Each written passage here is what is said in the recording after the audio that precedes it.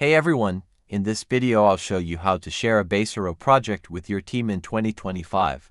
Baserow makes collaboration simple so multiple people can work on the same database at once without confusion. Let's go over how to invite teammates and control their access permissions easily. Start by opening your Baserow workspace and selecting the project you want to share. On the top right corner, click the Share or Members button.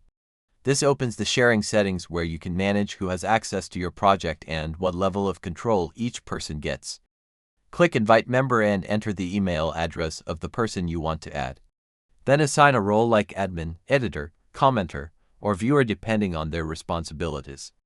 Admins can edit everything, while viewers can only look at the data without changing anything.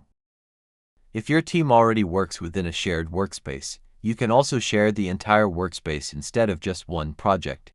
This automatically grants access to every database inside that workspace so everyone stays in sync and can contribute efficiently.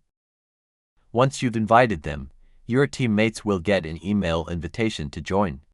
After they accept, their names will appear in your member list. You can later remove them or change their role anytime. That's how to share a Baserow project with your team in 2025. Don't forget to like and subscribe, and I'll see you in the next one.